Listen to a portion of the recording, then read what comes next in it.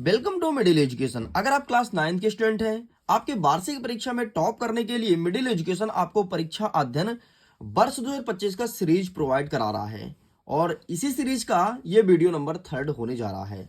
आइए सबसे पहले हम ब्लूप्रिंट को देखते हैं। अगर मैं ब्लूप्रिंट की बात करूं तो हमारे सामाजिक विज्ञान के पेपर में 4 किताबें लगती हैं एंड सभी किताब का अलग अलग वेटेज है।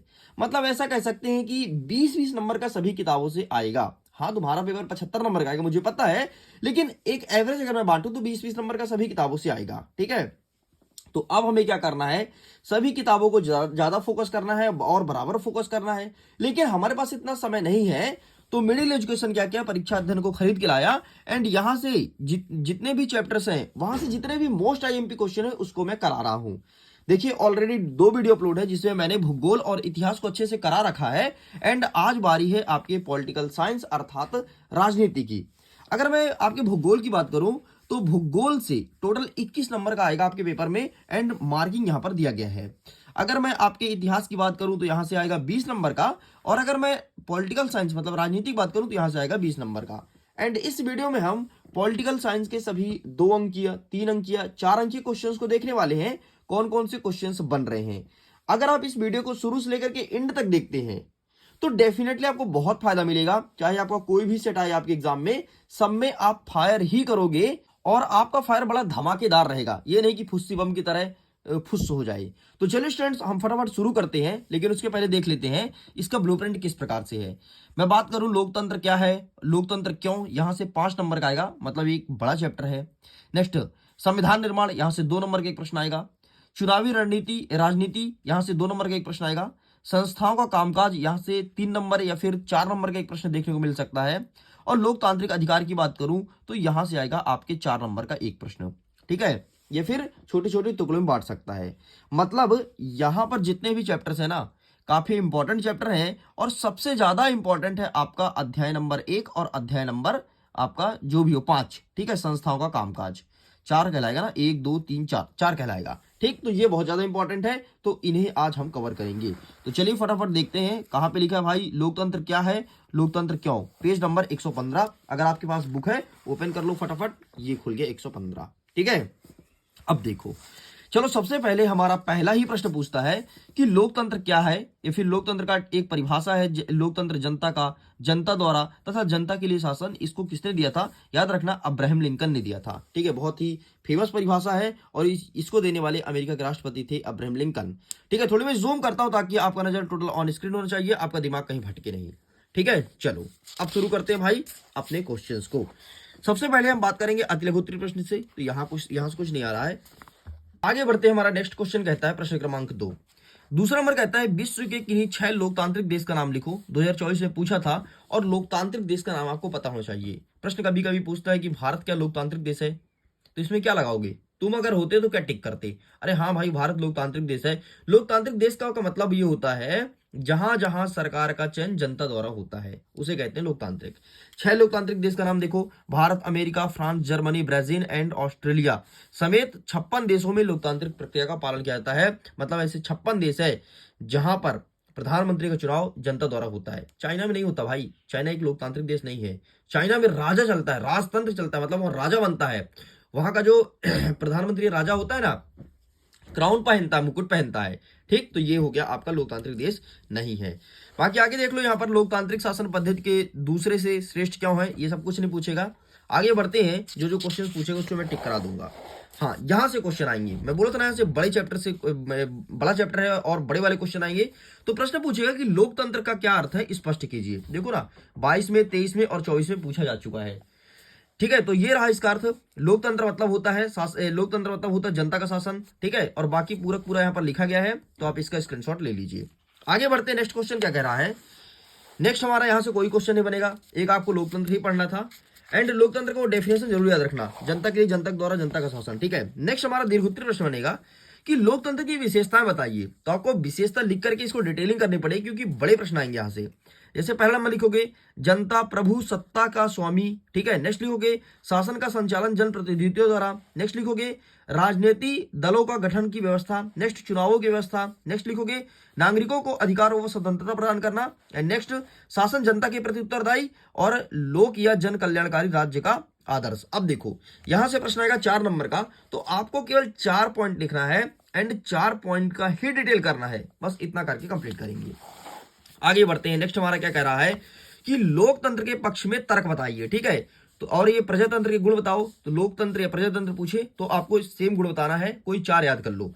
पहला नंबर देखो, जन कल्याण की भावना, ठीक है। अगर लोकतंत्र के पक्ष में आए तो जन कल्याण की भावना मतलब जो जिसको हम राजा बनाएंगे वो आपको ध्यान देगा, जन कल्याण मतलब लोगों को ध्यान देगा, ठीक है। दूसरा, व्यक्तित्व के विकास के अवसर, मतलब इसमें व्यक्ति के व्यक्तित्व का विकास होगा। देखो भाई, जिसको तुम सपोर्ट करोगे वो भी तुमको सपोर्ट करेगा, तो तुम्हारा व्यक्तित्व खुलेगा। नेक्स्ट, देशभक्ति की भावना का विकास। देखो अगर वो देश से प्रेम नहीं करेगा, देश को लूटेगा, तो तुम उसको 2 दिन में गिरा दोगे, तो उसे मजबूरन देशभक्ति का दिखावा करना पड़ेगा और देशभक्ति के लिए काम करना पड़ेगा। एंड आगे एक पॉइंट और देख सकते हो कि नैतिकता तथा उत्तरदायित्व की भावना का विकास, और जब आप उसका चयन करोगे तो वो अपने नैतिक जिम्मेदारी समझ करके और आपके लिए काम करेगा, देश के लिए काम करेगा। तो ये 4 पॉइंट आपको पता होना चाहिए। आगे बढ़ते हैं। लोकतंत्र का दोष कभी नहीं पूछेगा, क्योंकि हमारे भारत देश में लोकतंत्र है, और भारत देश की कमियों को कौन उजागर करना चाहता है बताओ। अगर आप जिस घर में रहते हो, मैं बोलूं आप अपने घर की कमियां बताओ, नहीं बताओगे। ना कहो एक आध बच्चे बता दे कि हाँ सर ये कमी है, बाकी नहीं बताओगे, बोलोगे अरे सब बढ़िया चल रहा। आगे नेक्स्ट क्वेश्चन कहता है कि लोकतंत्र का महत्व तो स्पष्ट कीजिए, ठीक है। ये आपके एग्जाम में देखने को मिलेगा। इस प्रकार से इस चैप्टर के सारे क्वेश्चंस होते हैं कंप्लीट। नेक्स्ट आगे बढ़ते हैं। अध्याय नंबर 13 या फिर दूसरा कह सकते हो संविधान निर्माण। यहां से कितने नंबर का आएगा, तो अकॉर्डिंग टू ब्लूप्रिंट यहां से 3 नंबर का आएगा, मतलब आपको छोटे प्रश्न प्रिपेयर करना है, 2 नंबर के क्वेश्चन। आइए फटाफट इसे भी टिक करते हैं। देखो यहां से प्रश्न देखने को मिलेगा।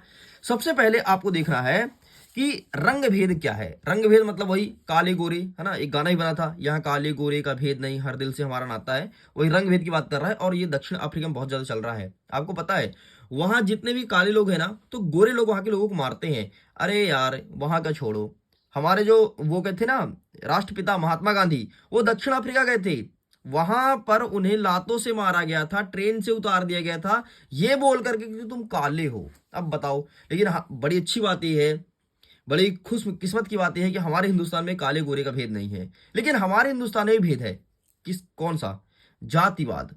ये पंडित है, ये चर्मकार है, ये कुम्हार है, ये लोहार है, ये जाति भेद हमारे हिंदुस्तान में होता है, ये भी खत्म होना चाहिए एंड फाइनली हो जाएगा, ठीक है। तो रंग भेद अमेरिका में भी चलता है, अमेरिका में काले गोरे को मारते हैं, गोरे काले को मारते हैं, मतलब ये क्या चीज है भाई। अब काला गोरा में लड़ाई हो रहा है कि तुम करिया हो, तुम गोरे हो। चलो आगे, खैर आगे बढ़ते हैं। नेक्स्ट कहता है प्रश्न क्रमांक 5 कि संविधान क्या है। तो संविधान कुछ और नहीं, देश का सर्वोच्च कानून है, जिसमें किसी देश की राजनीतिक और समाज के चलने मौलिक अधिकार होते हैं, ये है संविधान, ठीक है। संविधान संशोधन क्या है, तो अगर संविधान में बदलाव करना है वही है संविधान संशोधन, ठीक। तो इस प्रकार से होता है कंप्लीट। आगे बढ़ते हैं। नेक्स्ट क्वेश्चन कि भारतीय संविधान कब लागू किया गया और इस दिन कौन सा राष्ट्रीय पर्व मनाते हैं। तो हमारा जो भारतीय संविधान है वो 26 जनवरी 1950 को लागू किया गया था, और इस दिन हम सब गणतंत्र दिवस मनाते हैं। झंडा सब फहराते हो, लेकिन बहुत सारे लोगों को पता नहीं होता कि 26 जनवरी को हम झंडा क्यों फहराते हैं, तो इस चीज को ध्यान रखिएगा। नेक्स्ट कहता है पंथ निरपेक्ष का अर्थ बताओ। तो यहाँ पर आंसर लिखा गया है, तो टेक का स्क्रीनशॉट एंड अच्छे से प्रिपेयर कर लेना। चलो भाई, बाकी यहाँ से कोई क्वेश्चंस नहीं आएगा, 2 नंबर का ही क्वेश्चन आएगा। नेक्स्ट आपको याद करना है कि संविधान सभा क्या है, 2024 में भी पूछा गया था, ठीक है। बाकी यहाँ से कोई क्वेश्चन नहीं आएगा, इन्हें आप स्किप कर सकते हैं। चलिए आगे बढ़ते हैं। नेक्स्ट यहाँ से कुछ नहीं आ रहा है। नेक्स्ट संविधान की 2 विशेषताएं देख लेना। विशेषताएं मतलब हमारे हिंदुस्तान के संविधान में क्या क्या है। तो हमारे हिंदुस्तान का संविधान जो है वो लिखित है और लिखित संविधान है, मतलब ये कभी भी तुम कहीं जाओ तो कोई चीज जैसे किसी बोलना ए भाई ये काम कर दे, वो नहीं कर रहा है तो आप बोलोगे चलो लिखित में दे दो, है ना। मतलब हिंदुस्तान का संविधान लिखित संविधान है।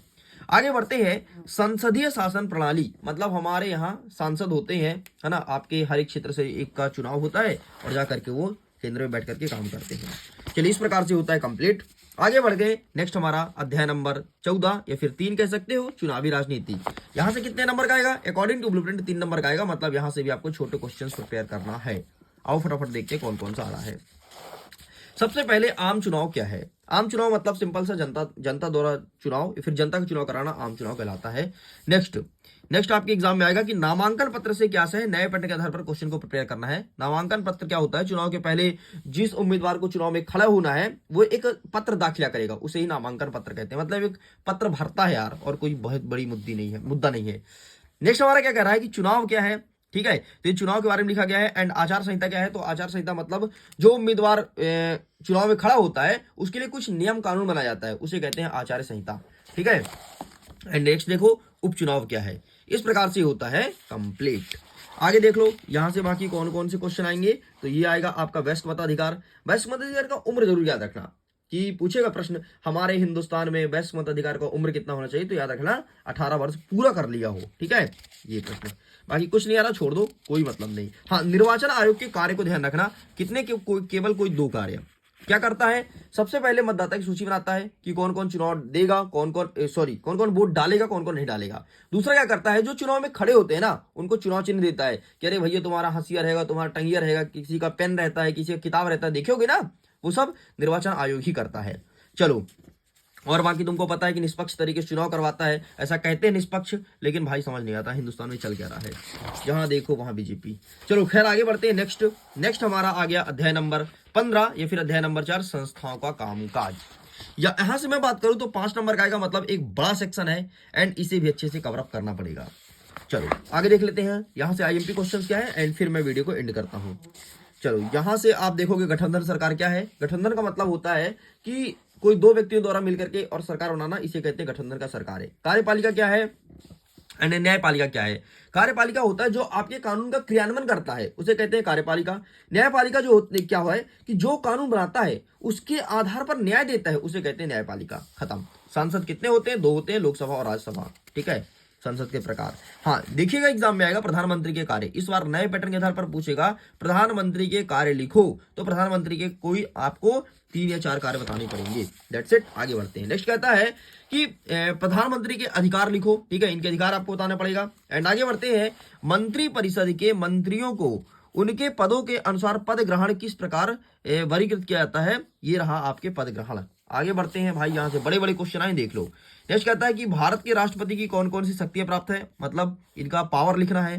नेक्स्ट कहता है कि भारत के संसद के कार्य लिखो। ठीक है, एंड भारत के राष्ट्रपति को अध्यादेश जारी करने का अधिकार किस नियम के तहत दिया जाता है, ये बताना है। तो आर्टिकल 1, 2, 3 के तहत अध्यादेश जारी कर सकता है। ठीक है, ये रहा, टेक अ स्क्रीनशॉट। बस इतने क्वेश्चन तो भी प्रिपेयर करना है। इस बार क्या पूछेगा, इस बार आएगा प्रधानमंत्री के कार्य बताओ। प्रधानमंत्री के कार्य बताओ, ध्यान से पढ़ लेना, इस बार देखने को मिलेगा। ठीक है, और नेक्स्ट क्वेश्चन आपको देखना है सर्वोच्च न्यायालय की शक्तियां, जो कि यहां पर दिया गया है। इस क्वेश्चन को ज्यादा फोकस करना है, एग्जाम में देखने को मिलेगा। आगे बढ़ते हैं, अब आपका अंतिम चैप्टर लोकतांत्रिक अधिकार। अगर मैं यहां से बात करूं तो आपके एग्जाम में 4 नंबर का आएगा, मतलब 3 नंबर का 1 प्रश्न बनेगा या फिर 2 नंबर का 2 प्रश्न बनेगा। वैसे मोस्टली ब्लूप्रिंट में क्या रहना है, 3 नंबर का 1 प्रश्न और 1 नंबर का 1 प्रश्न। खैर आगे बढ़ते हैं, 3 नंबर के क्वेश्चंस को कवर अप करते हैं। सबसे पहले पता होना चाहिए तुमको कि मौलिक अधिकार क्या है। एग्जाम में आ भी सकता है, नहीं भी, लेकिन पता होना चाहिए कि मौलिक अधिकार क्या है। 24 में पूछा गया था। तो वह अधिकार जो व्यक्ति के सर्वांगीण विकास और गरिमा के लिए देश के संविधान द्वारा प्रदत्त किया जाता है, दिया जाता है, उसे कहते हैं मौलिक अधिकार। वर्तमान में मौलिक अधिकार की संख्या 6 है। समानता का अधिकार, स्वतंत्र का अधिकार, शोषण विरुद्ध का अधिकार, संवैधानिक उपचारों का अधिकार। ठीक है, एंड इस प्रकार से चलो आगे बढ़ते हैं। नेक्स्ट कह रहा है कि प्रतिज्ञा पत्र क्या है, ये पढ़ लेना। एंड आगे बढ़ते हैं, हमारा जो प्रश्न पूछेगा वो रहेगा कि लोकतंत्र में अधिकारों की आवश्यकता क्यों है। इस चीज को ध्यान रखिएगा, आंसर में दिखाता हूं, ये रहा आंसर, टेक अ स्क्रीनशॉट। चलो आगे बढ़ते हैं भाई। नेक्स्ट वाक्य यहां से कुछ नहीं आ रहा, छोड़ दो। ठीक है, छोड़ दो चुपचाप, कुछ नहीं आ रहा है। हाँ, ये हो सकता है कि किसी एक अधिकार को वर्णन करो, ऐसा पूछ सकता है। जैसे 6 अधिकार मैंने बताया ना आपको, उसमें से एक पूछ लेगा। देखो जैसे समानता का अधिकार क्या होता है। ठीक है, ये देखो प्रश्न क्या है कि भारतीय संविधान ने नागरिकों के लिए कौन कौन से मौलिक अधिकार प्रदत्त किए हैं, तो आप लिखेंगे भारतीय संविधान ने नागरिकों के लिए 6 मौलिक अधिकार दिया है। समानता का अधिकार, स्वतंत्रता का अधिकार, शोषण विरुद्ध का अधिकार, धार्मिक स्वतंत्रता का अधिकार, सांस्कृतिक तथा शिक्षा का अधिकार एंड संवैधानिक उपचारों का अधिकार। अब इसे जरा थोड़ी समझ लो क्लिक बैट में। समानता का अधिकार का मतलब होता है, संविधान कहता है कि हमारे नजर में सभी व्यक्ति समान है, ना तो कोई ऊंचा है ना कोई नीचा है, बस ये तुम डिटेल कर देना। अगर मैं बात करूं स्वतंत्रता अधिकार, स्वतंत्रता का मतलब ये होता है कि कोई भी व्यक्ति कहीं भी घर बना सकता है, हिंदुस्तान के कहीं भी कोने में जा सकता है, घूम सकता है, चाहे किसी भी धर्म जाति लिंग वंश का हो, उसे कोई नहीं रोकेगा कि तुम यहां घूमने नहीं जाओगे। अगर वो रोक रहा है तो उसके खिलाफ आप याचिका दायर करो, वो जाएगा जेल के अंदर। ये कहता है स्वतंत्रता का अधिकार। नेक्स्ट कहता है, अच्छा ये घूमना तो ठीक है, इसके अलावा बोलने की स्वतंत्रता है। तुम कहीं भी कुछ भी बोल सकते हो भाई, कुछ भी बोलो, स्वतंत्रता है तुम्हें। अब ये नहीं तुम स्कूल में जाकर के सर को चिल्लाने लगो, ये फिर तुम्हारा वो मैनर्स आ जाएगा, ठीक है। नेक्स्ट कहता है शोषण के विरुद्ध अधिकार, मतलब अगर अगर तुम्हारी उम्र 14 वर्ष से कम है और अगर तुमसे कोई काम करा रहा है, इवन तुम्हारे माता पिता तुमसे घर में काम करा रहे हैं, तुम जाकर के पुलिस में शिकायत करो, केस फाइल करो, माता पिता जाएंगे जेल के अंदर, क्योंकि 14 वर्ष से अधिक उम्र के बच्चों को ही काम कराना है। कि जो कम उम्र के बच्चे हैं उनको कारखाने में कहीं भी कोई खतरनाक काम नहीं करा सकते हो, है ना। तो केस मत करना मम्मी पापा के खिलाफ, बस पढ़ लेना। चले लेके आज तुम पहुंच जाओ थाने। नेक्स्ट कहता है कि धार्मिक स्वतंत्रता का अधिकार, इसका मतलब ये है कि आप किसी भी धर्म जाति लिंग वंश के हैं, अपने धर्म का प्रचार प्रसार कर सकते हो, ये आपको स्वतंत्रता है। कहीं भी झंडी मुंडी लगा करके नारा लगा सकते हो, ये स्वतंत्रता है, लेकिन शांतिपूर्ण तरीके से। नेक्स्ट संस्कृति तथा शिक्षा संबंधी अधिकार, इसका मतलब ये है कि आप किसी भी धर्म जाति लिंग वंश के हो, अगर अपने संस्कृति को अपने कल्चर की पढ़ाई पढ़ना चाहते हैं तो आपको कोई नहीं रोकेगा, आप जाइए बिल्कुल पढ़िए। और इसके लिए मुसलमान का मदरसा है, आपने देखा होगा, और वहां पर उर्दू भाषा को ही सिखाया जाता है। आगे बढ़ते हैं संवैधानिक उपचारों का अधिकार। इसमें लिखा है इस अधिकार के अनुसार प्रत्येक नागरिकों को यह अधिकार दिया जाता है कि उपवर्णित 5 अधिकारों में से किसी भी अधिकार का आक्षेप किया जाए तो उसे छीना जाए, तो सरकार तो चाहे वह सरकार की ओर से ही क्यों ना हो, वह सर्वोच्च न्यायालय और उच्च न्यायालय में न्याय मांग सकता है। ठीक, तो ये रहा आपका आंसर। चलो आगे बढ़ते हैं। नेक्स्ट कहता है कि राष्ट्रीय मानव अधिकार आयोग, इस पर वर्णन करना है, इसे अच्छे से प्रिपेयर कर लीजिएगा। चलो इस प्रकार से ये होता है पूरा पूरा आपका कंप्लीट।